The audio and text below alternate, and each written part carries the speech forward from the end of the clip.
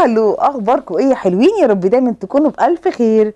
يلا بينا نعمل مع بعض فطار سهل ولذيذ في وصفه كده سريعه وبسيطه، ما بتاخدش مننا اي وقت ولا اي مكونات كتيره. كمان حلو قوي ان احنا نقدر نعملها للعشاء. طب ايه يا ترى؟ بلح باللبن، بلح باللبن على النار. بس كده، بس كده. كل المكونات اللي معانا بلح اسمر ولبن، لبن حليب عادي خالص. تمام.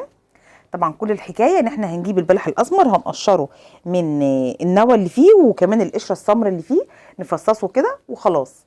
الكميه بتبقى الحليب اكبر شويه من كميه اللبن، وبحب احس ان هو بيبقى اكتر سيكه، بيبقى احلى كمان.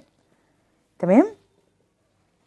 بحطه كده مع بعضه على النار من غير سمن، من غير اي حاجه خالص ولا اي اضافه تانية.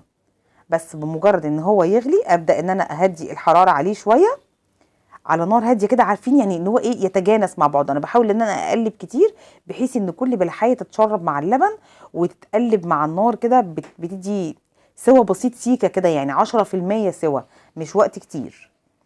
هنا خلاص غلى معانا اللبن، اتحول معانا للون الكراميل. طبعا السكريات اللي في البلح بفعل الحراره اتكرملت مع ان الحليب تقل، بيدي معانا قوام حلو قوي وطعم ولون مش عايزه اقول لكم تحفه تحفه يا بنات. حقيقي من احب واسهل الوصفات لقلبي في الشتاء. حلوه قوي للفطار، حلوه للعشاء، حلوه كده للولاد يا حبايبي، سناك لو هم جعانين والغدا لسه ما جاهزش.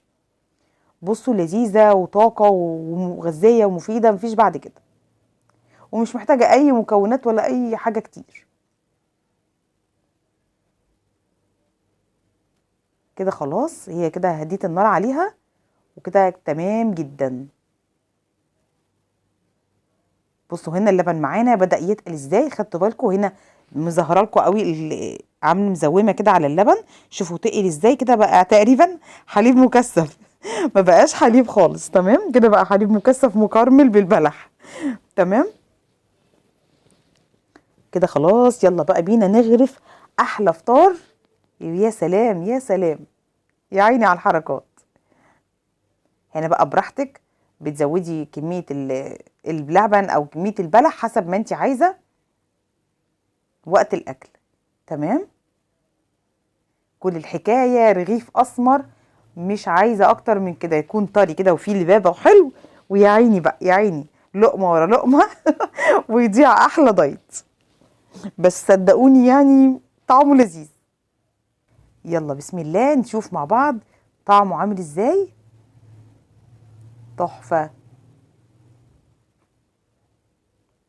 بصوا، رهيب رهيب.